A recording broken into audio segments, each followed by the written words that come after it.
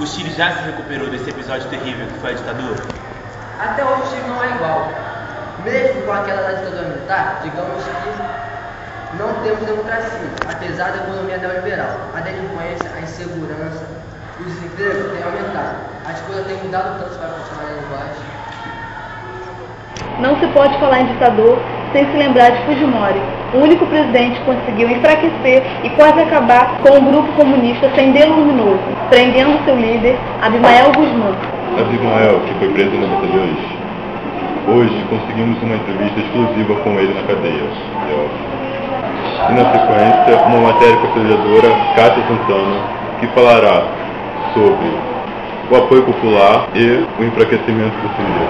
Bom dia, Alice Alessandro. Estou aqui no presídio peruano com o ex-líder do Sendero Luminoso, Guzmán. Bom dia. Por que vocês usavam a violência para propagar seu ideais? O Peru se sustentaria pela violência e o povo precisava responder na mesma moeda. Porque a violência armada é o único caminho para a revolução e para mudar afetivamente a ordem social do país quando o poder fosse conquistado. Porém, desde que você foi preso em 92, você decidiu uma solução política para o conflito e não mais para a guerra. Por quê?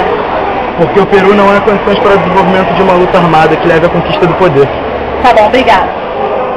Bom dia, Alice. Bom dia, Alessandro. Estamos aqui hoje com a historiadora Cátia Santana, que é especialista em política no Peru. Hoje vamos falar sobre um assunto, sobre um grupo muito importante, o Sendero Luminoso. Então, Cátia, essa visão de violência como solução para os problemas estão presentes não apenas nas palavras, mas também nos atos do Sendero. Eram contínuas as denúncias de massacres de camponeses e opositores, julgamentos sumários, etc. Sendo realmente assim, nos perguntamos de onde vinha a força desse movimento.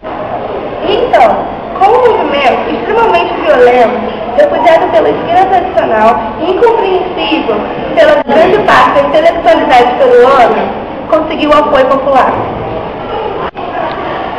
Bom, o primeiro elemento a ser levado em conta para explicar esse fato é o fato do Sendero Luminoso procurar integrar a vida dos camponeses pobres.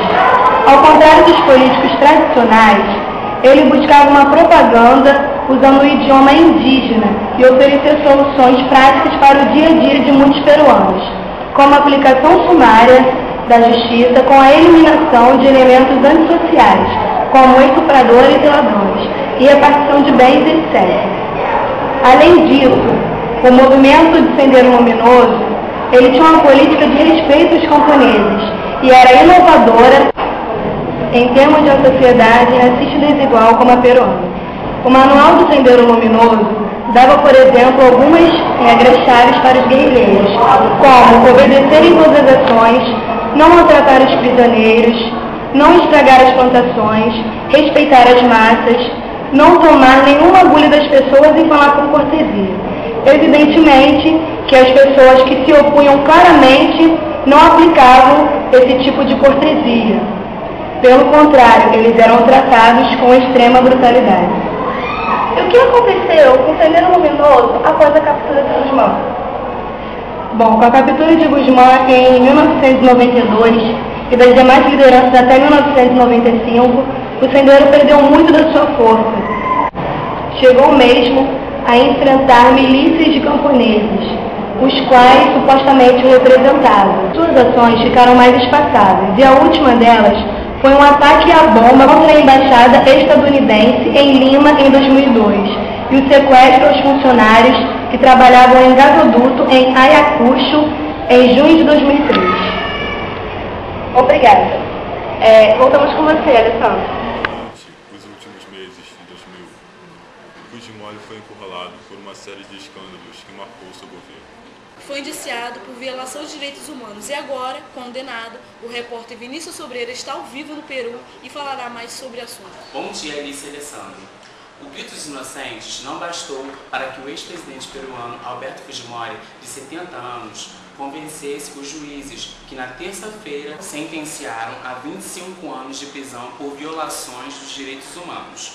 Essa é a maior derrota na polêmica e calculista vida de Fujimori, que tem no futuro político da filha, Keiko, a única saída possível para que volte rapidamente à liberdade. Líder das pesquisas de intenções de votos para 2011, ela promete indultar o pai caso seja eleita. Talvez o momento mais decisivo do governo Fujimori tenha sido em 1992, quando ele anunciou o fechamento do Congresso e do Judiciário, com o apoio dos militares que colocaram o tanque nas ruas. O presidente justificou o outro golpe, alegando que precisava de mais poderes para derrotar a guerrilha esquerdista e o Sendero Luminoso, e para estabilizar economicamente o país. Naquele ano, o governo fez a captura do século, prendeu o fundador do Sendero, Abimael Guzmán.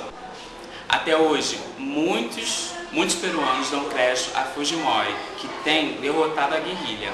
Mas a sorte de Fujimori mudou em 2000, quando adversários divulgaram um vídeo em que Vladimiro Montesinos, seu chefe de espionagem, aparecia entregando dinheiro a um parlamentar, que em troca deveria apoiar projetos do governo. Milhares de outras gravações começaram a vir à tona, na sequência, mostrando uma rede de corrupção envolvendo políticos, empresários, militares, juízes e donos de meios de comunicação. Montesinos está preso por até 20 anos em uma base naval. O escândalo impediu Fujimori de completar seu terceiro mandato na soma de 15 anos de poder.